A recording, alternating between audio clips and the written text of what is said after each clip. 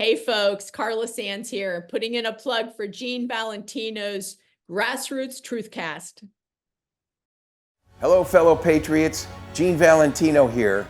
As we approach our 250th anniversary, let's celebrate the spirit that made this nation the greatest country on earth. I'm so proud to offer you our limited edition 1776 to 2026 commemorative hats, a bold reminder of freedom, faith, and the American dream. Whether you're at a rally or on a golf course or just showing your pride every day, this hat says it all. Grab yours today at genevalentino.com and let freedom ring. We're pretty lucky today, Michael. We are. We got the Ayatollah of Pensacola, the Velvet Hammer himself, Gene Valentino. A very good morning to you, Gene. Good morning, gentlemen. I just got back from the Waterfall Resort up in outside of Ketchikan, Alaska. Brought home my take of salmon and halibut. I had a break, which is why I missed you last week. Sorry about that.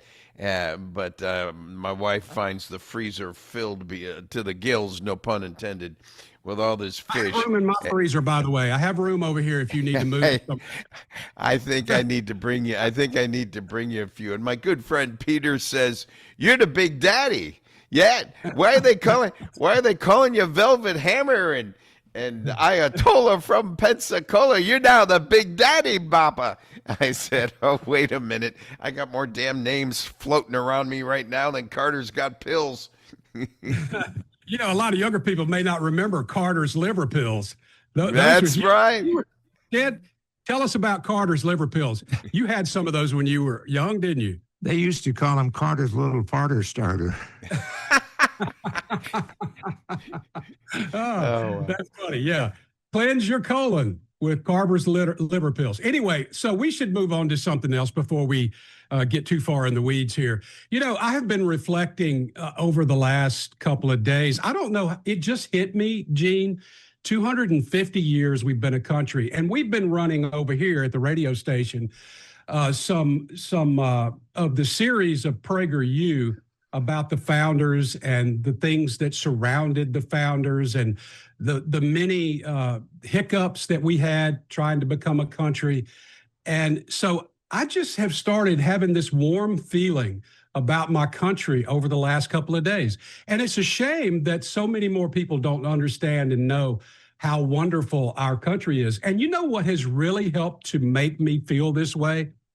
What's that? All of these people that have come here for the World Cup that they just talk about how great this country is. They say, look at this place. This is Buc-ee's. This is a filling station. And you can go in and eat beef brisket. And their bathrooms are bigger than the palace at Versailles Palace. And you can go to Bass Pro Shop and you can watch pro fishermen actually catch bass inside Bass Pro Shop. These people are absolutely amazed at the size of our country, at the size of our venues. They just can't get over it, how we can drive anywhere we want to. That's why Europeans stay on the trains. They can't afford cars and they can't drive, so they have to get on a train to go somewhere. So yeah, anyway. that's what exactly. And I'm so glad you brought this up, Michael. This is no small coincidence. The Supreme Court just hands Donald Trump wins on immigration. And while that's going on, tying in exactly to what you're talking about, I'm watching a segment last night with Laura Ingraham. She's got a mother on with two young daughters, I'm guessing 8 to 12 years of age. And they're visiting the National Archives in Washington, D.C. And we have come to the point where we're self-deprecating. We take such effort to criticize ourselves and our wrongs. It's probably why this nation has still survived for 250 years. And I'm watching these little girls talk about just how beautiful this nation is. I get choked up just thinking about it because I know it.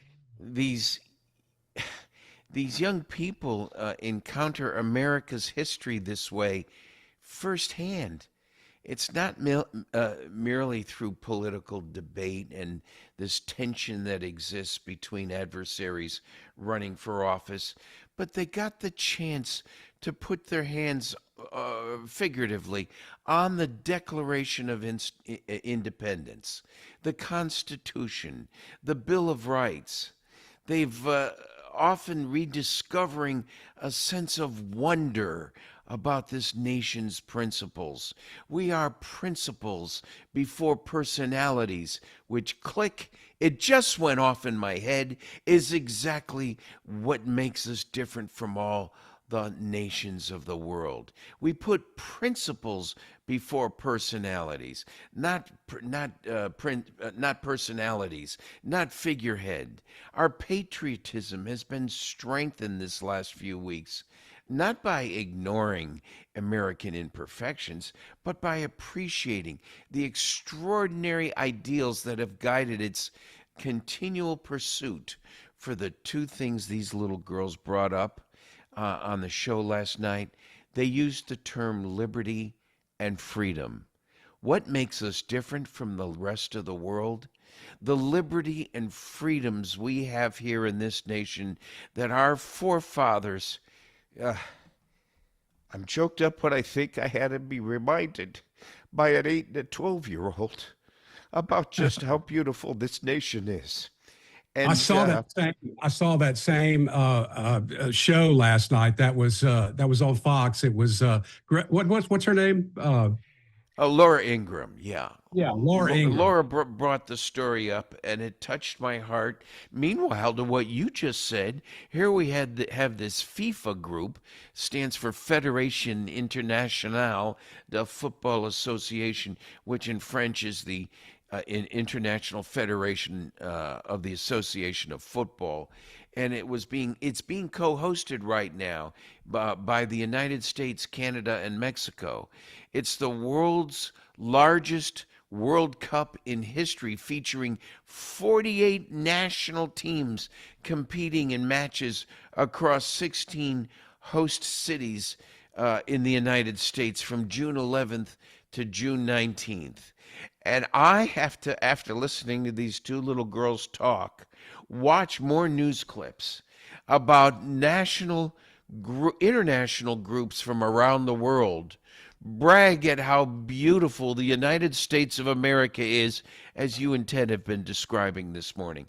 This is young people and are heirs to a remarkable experiment in self-government, which is playing out before our eyes. Is America against immigration?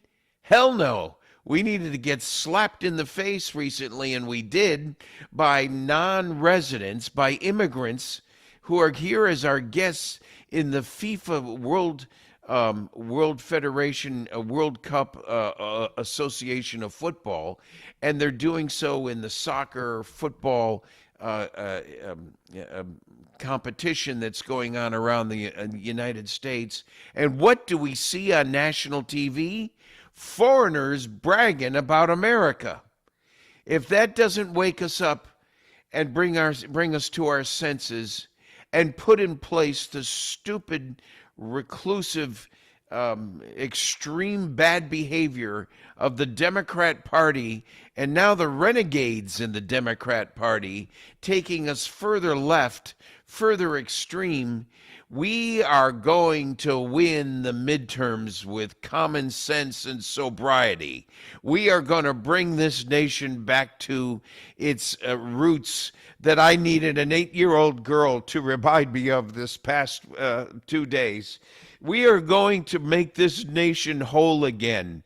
And when we do, democracy will survive. And let it be that this second round of AOC squad, up to about 8-9 people now, they're going to get slapped in the face with a sense of Americana that they're not going to be able to deal with. Even the Supreme Court of the United States gave Donald Trump a win recently on immigration. Now, if the damn Congress can get their act together, put their vacations on hold, and work around the clock to give Donald Trump some good bills to sign on immigration and issues related to the validation of our immigration process. Boy, would that be wonderful. We have the Supreme Court also coming up right now with the what is it? The Birthright citizenship decision that's pending. Frankly, it must be a difficult decision, Michael. They can't seem to come to that decision very quickly right now. I'm concerned about why it's delayed. Yeah, I am too, and that's something that's got to be done. I mean, I hope they're able to figure out a way to do that, because that's not what the 14th Amendment meant.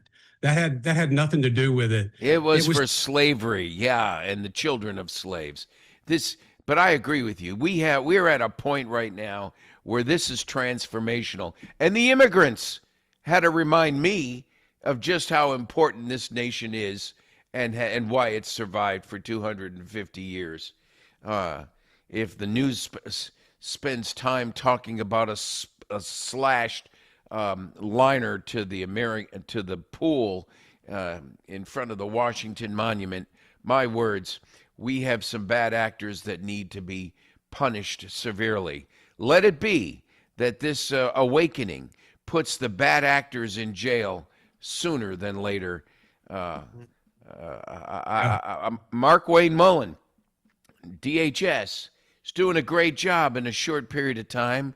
Give him all the rope he needs to corral the hundreds, if not thousands, of wrongdoers that deserve to be behind bars that have caused America such heartburn these last few years. I would like to go back to what you were talking about with regard to the folks that have recently been elected in the Democrat Party in the New York area, basically the New York metropolitan area, with your socialist Marxist Mondami as mayor, who pushed these people and actually ran out, pretty liberal Democrats. I mean, Dan Goldman was no MAGA guy. This guy was on the team that prosecuted Donald Trump and tried to get him impeached. But I want you to think about every single one of them, including Mondami, have never had a real job in their entire life. They have never done anything. They have never worked in the private sector.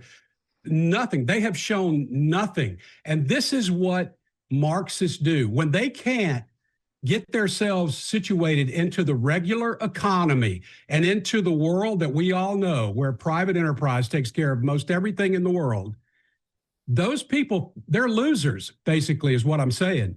And the only way they can get any power whatsoever is to get into politics and to talk about how terrible the system is and run it down and make people believe the only hope is getting somebody that's going to hand you everything. That's where we are right now with the Democrat Party, and they got big problems because that will not play well across this country. Well, the final election has not occurred yet, but three communists, I call them, won in these Democrat primaries recently, still stand the test before a public race with against a Republican. Susan Collins in Maine against our Nazi tattooed buddy, whose name I choose not to even mention, is Graham Prather, are just one example of Plattner is just one example of the Bernie Sanders effort to try to take down this nation. Where in this nation, Michael, has socialism and communism survived? Never. It hasn't. And let me tell you, we're out of time. We got about 20 seconds left. But it's never worked anywhere in the world. Let's just not call it the United States. It hasn't worked anywhere. You see what's happening in Cuba right now. They're about to. And the reason why they're about to is because it doesn't work. Only a small number of people benefit from the Marxist system. That's the way it works. Anyway, thank you, Gene, for joining us. We appreciate that. Throughout history, the spirit of patriotism has prevailed. The battles may have changed, but the values remain the same. Today, in 2024, we find ourselves at a pivotal moment where the call for unity, freedom, and a better future echoes louder than ever. For more than 10 years, Patriot Mobile has been committed to supporting the values that make our nation great. With affordable plans and reliable nationwide coverage, Patriot Mobile is not just a wireless service. It's a call to action for those who believe in the American dream. Because this year is not just any year, it's the most important year since our nation's founding. Choose a wireless carrier that shares your values. Choose Patriot Mobile.